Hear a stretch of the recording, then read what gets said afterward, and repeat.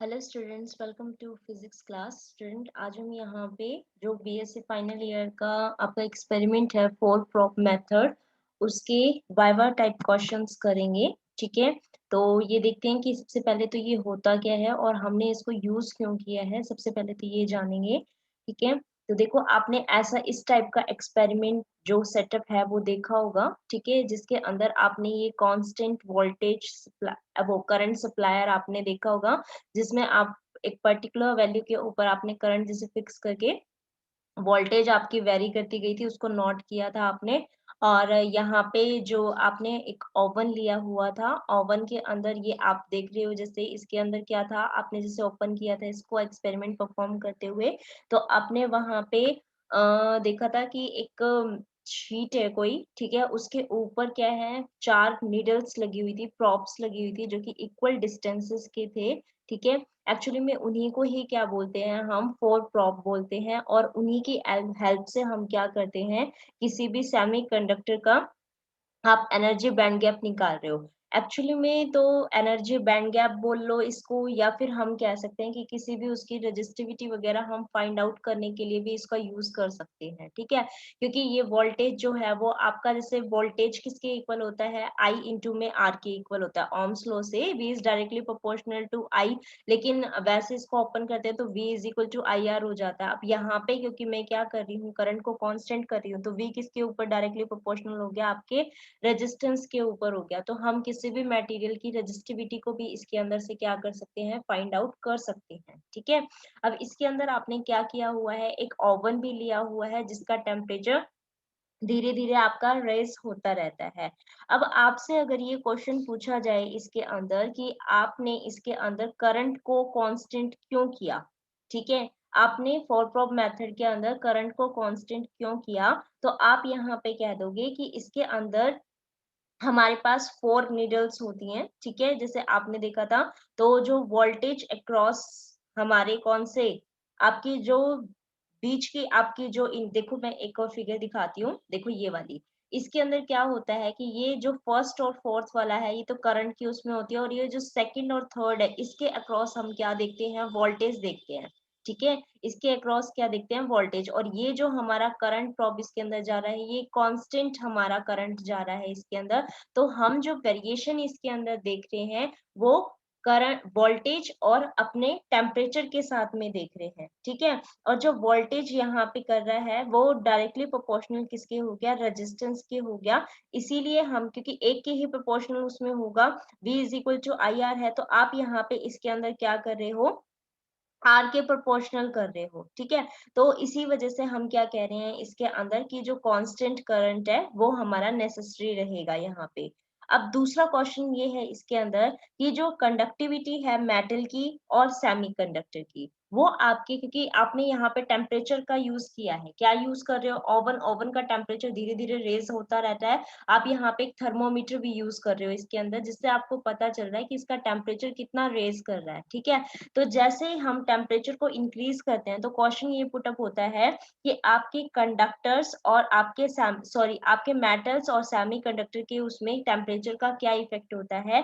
तो आप ये कहोगे कि जब हम टेम्परेचर को रेज करते हैं तो जो कंडक्टिविटी है सेमी कंडक्टर की, वो तो हमारी इंक्रीज करती है, और जो हमारी मेटल है उसकी कंडक्टिविटी क्या करती है, हमारी डिक्रीज करती है, जैसे जैसे हम टेम्परेचर को इंक्रीज करते रहते हैं। ठीक है, अब आपके माइंड में एक क्वेश्चन ये भी आ रहा होगा कि इसका प्रिंसिपल क्या है, एक्चुअली में हम कैसे काम करेंगे इसके अंदर, जो ये हमने सेटअप लगा लिया तो इसके अंदर काम कैसे कर रहे थे। तो वैसे अगर ऑरली बताना चाहें तो ऐसे ही बताएंगे कि हमने क्या किया हुआ है इसके अंदर एक, जैसे यहाँ पे देख सकते हो, तो ये जिससे कनेक्ट हो रही थी चार पिंस आपकी प्रॉप्स, जो फोर प्रॉप है, यहाँ पे एक आपका थिन मेटल की जो भी सेमीकंडक्टर है आपका, उसका वेफर यूज करते हैं हम। ठीक है, एक थिन शीट यूज करते हैं, यूनी बहुत बड़ा यूज करते हैं, बहुत वाइड उसमें यूज करेंगे नहीं, बिल्कुल एक थिन वेफर यानी कि एक पतली शीट की तरह हम इसको यूज करेंगे। उसके ऊपर क्या लगाए होते हैं, हमने ये प्रॉप्स लगाए होते हैं, और ये प्रॉप्स किसके अंदर रखे होते हैं, इस ओवन के अंदर यहाँ रखे होते हैं। ठीक है, और यहाँ से हमने एक कांस्टेंट आपका करंट सप्लायर देंगे और यहाँ पे हमने क्या कर रखा है, वोल्टेज हमारी आती जाएगी जिसको हमने नोट करते जाना है और यहाँ पे से जो हमने थर्मामीटर लगाया हुआ था उसको यूज करते हैं। तो इसका मतलब मेन आपने इसके अंदर क्या क्या यूज किया है, क्या क्या सेटअप है इसका, एपरेटस क्या क्या यूज किए हैं आपने। एक तो 4 प्रोब अरेंजमेंट यूज करी है आपने इसके अंदर, ठीक है, और एक ओवन यूज किया है आपने जो कि पर्टिकुलर आपने कितना टेम्परेचर तक वो जा सकता है, आपने जैसे थर्मामीटर के उसमें 0 आपका 40 क्योंकि नॉर्मल टेम्परेचर से आपका हाई उसमें 250 डिग्री सेल्सियस तक आप लेके गए थे। उसके बाद कांस्टेंट करंट आप जनरेटर एक लेके चले हो, ओवन पावर सप्लाई आपने इसको दी है, ठीक है। और क्या यूज कर रहे हो इसके अंदर, बस मेनली तो यही है। आप इसके अंदर किसी भी सेमीकंडक्टर का आप एनर्जी बैंड गैप बोलो या फिर सेमीकंडक्टर की रेजिस्टिविटी फाइंड आउट करने को बोलो, दोनों ही चीजें हम इसके अंदर बता सकते हैं कि 4 प्रोब मेथड आप क्यों यूज कर सकते हो कि किसी भी सेमीकंडक्टर की रेजिस्टिविटी फाइंड आउट करनी हो या फिर सेमीकंडक्टर का एनर्जी बैंड गैप आप फाइंड आउट करना चाहते हो, क्योंकि जितना एनर्जी बैंड गैप ज्यादा होगा उतना ही करंट कम फ्लो करेगा और करंट कम फ्लो करेगा तो रेजिस्टिविटी उसकी हाई हो जाएगी। तो यानी कि एनर्जी बैंड गैप एक्चुअली में उसकी रेजिस्टिविटी यानी कि कितना कम, क्योंकि देखो अब मेन बात ये आती है कि आपके जैसे आप एनर्जी बैंड गैप के बिहाफ पे आप किस तरीके की जो 3 चीजें हैं आपकी उस पे डिफाइन कर सकते हो। एक तो अपना क्या होता है, कंडक्टर होता है, एक सेमीकंडक्टर होता है और एक इंसुलेटर होता है। सबको भली-भांति पता है कि जो कंडक्टर्स होते हैं वो कौन से होते हैं, जिनके करंट सबसे ज्यादा कंडक्ट करवा सके उसी को ही क्या बोलते हैं, हम कंडक्टर बोलते हैं। और इंसुलेटर जो बिल्कुल भी करंट को फ्लो ना करने दे, और सेमीकंडक्टर जो इन दोनों के बीच की प्रॉपर्टी को शो करे, यही तो हम बोलते हैं ना यूजुअली, ठीक है। तो एनर्जी बैंड गैप के बिहाफ पे कैसे बोलते हैं कि जो अपने जिसे मेन हम देखते हैं वहां पे हमारे कंडक्शन बैंड और वैलेंस बैंड आते हैं। तो आपको कंडक्शन बैंड और वैलेंस बैंड भी पता होना चाहिए। कंडक्शन बैंड कौन सा, वैलेंस बैंड कौन सा होता है कि अगर इनिशियल स्टेट के ऊपर जो पूरे के पूरे इलेक्ट्रॉन से फिल जो हमारे बैंड होते हैं उसको क्या बोलते हैं, हमारे वैलेंस बैंड बोलते हैं। और जो उसके अपर वाला होता है जो अभी एम्प्टी अपना बैंड होता है, ठीक है, उसको बोलते हैं कंडक्शन बैंड। लेकिन एनर्जी देने के बाद यानी कि टेम्परेचर को रेज करने के बाद जैसे ही हमारे इलेक्ट्रॉन्स जो कि वैलेंस बैंड के अंदर होते हैं वो हमारे जंप कर जाते हैं कहाँ, कंडक्शन बैंड में, जिसकी वजह से इलेक्ट्रॉन हॉल पेयर जनरेट्स होते हैं और हमारा करंट फ्लो करना स्टार्ट कर देता है, ठीक है, इलेक्ट्रॉन के जंप करने। अब इलेक्ट्रॉन जंप तो तब करेगा ना जब वैलेंस बैंड और कंडक्शन बैंड के बीच का जो गैप है वो अपना कम होगा। तो कंडक्टर बोल रहे हैं हम, कंडक्टर के अंदर करंट सबसे ज्यादा फ्लो होता है, इसका मतलब जो गैप होगा वो हमारा कम होगा और इजीली हमारे वैलेंस बैंड के अंदर से जो इलेक्ट्रॉन्स हैं वो आपके कंडक्शन बैंड के अंदर चले जाएंगे, राइट। तो हमारे इसके अंदर क्या कहेंगे कि जो कंडक्टर होता है उसके अंदर एनर्जी बैंड गैप बिल्कुल कम होता है, सेमीकंडक्टर के अंदर थोड़ा सा ज्यादा होता है। और सबसे ज्यादा जो आपका होता है वो किसके अंदर होता है, इलेक्ट्रॉन के अंदर होता है। सबसे ज्यादा किसके अंदर होता है, हमारा इलेक्ट्रॉन्स के उस वो सॉरी इंसुलेटर के उसके अंदर होता है, ठीक है।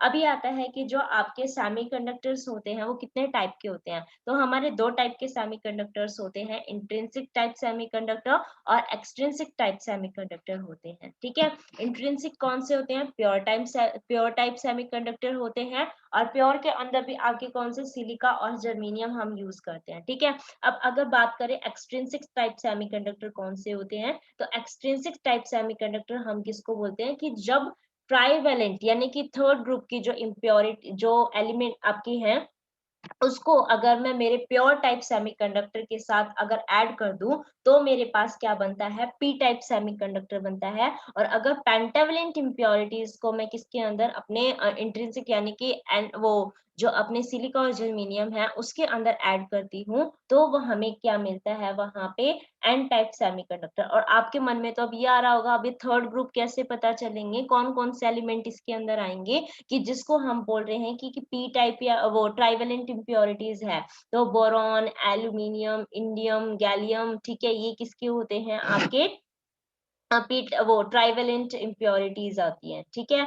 और जैसे आपके आर्सेनिक हो गए, फास्फोरस हो गए, SbBi, ठीक है, बिस्मिथ वगैरह, ये सारे किसके हो गए, आपके पेंटावेलेंट इम्प्योरिटीज आ गई। तो ये भी आपको पता होनी चाहिए कि पेंटावेलेंट कौन सी होती हैं और आपके ट्राइवेलेंट इम्प्योरिटीज कौन कौन सी होती हैं। तो ये तो मेन इसके ये वाले ही क्वेश्चन हो गए हैं, ठीक है। और इसके अंदर क्या यूज होता है कि एक क्वेश्चन ये भी बनता है बेटा इसके अंदर कि रेजिस्टेंस, जो आप जैसे रेजिस्टेंस इसके अंदर फाइंड आउट करना है कि रेजिस्टेंस और रेजिस्टिविटी डायरेक्टली प्रोपोर्शनल होती है आपकी रेजिस्टेंस के। तो रेजिस्टेंस किस किस चीज पर डिपेंड करता है, तो ध्यान रहे रेजिस्टेंस लेंथ के हमेशा डायरेक्टली प्रोपोर्शनल होता है और एरिया ऑफ क्रॉस सेक्शन के हमेशा इनवर्सली प्रोपोर्शनल होता है। क्या होता है, लेंथ के डायरेक्टली प्रोपोर्शनल होता है और इनवर्सली प्रोपोर्शनल होता है किसके, एरिया ऑफ क्रॉस सेक्शन के। तो इसी से आप ये बताओगे कि अगर मैं किसी भी वायर, जो भी आपने इसके अंदर शीट ले रखी है, मतलब जिस भी उसके अंदर आप रेजिस्टेंस फाइंड आउट करना चाह रहे हो, area of cross section increase कर गया तो रेजिस्टेंस क्या हो जाएगा, वहां डिक्रीज हो जाएगा, करंट ज्यादा फ्लो करेगा। लेंथ अगर आप इंक्रीज कर रहे हो वहां पे, तो लेंथ इंक्रीजिंग के साथ क्या होगी आपकी वहां मतलब उसका फ्लो जो है इलेक्ट्रॉन्स का वो बीच बीच में रुकेगा और ऑब्स्टिकल ज्यादा उसमें आ सकते हैं, तो इसकी वजह से करंट वहां कम फ्लो होगा और रेजिस्टेंस क्या हो जाएगा उसका ज्यादा हो जाएगा, ठीक है।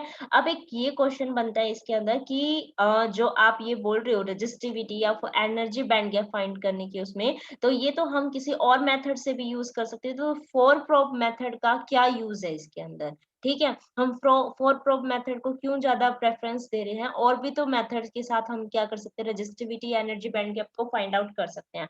तो आप यूं कहोगे कि अदर जो मेथड्स हैं उनके अंदर जो करंट इसके अंदर आएगा वो हमारे माइनॉरिटी चार्ज कैरियर को भी इसके अंदर मतलब इंजेक्ट करेगा। अभी तो हम करंट को कांस्टेंट कर रहे हैं, लेकिन अदर मेथड के अंदर आपका जो करंट होगा, ठीक है, वो भी हमारे जो माइनॉरिटी चार्ज कैरियर की वजह से थे वो भी मतलब इसके अंदर रोल करेंगे, जिसकी वजह से जो आपका रेजिस्टेंस होगा मटेरियल का वो और ज्यादा मॉडिफाई होके आता रहेगा। लेकिन हमें एग्जैक्ट उसमें चाहिए था कि वो होता कितना है, इसलिए हम क्या करते हैं, फोर प्रोब मेथड का यूज करते हैं इसके अंदर, ठीक है।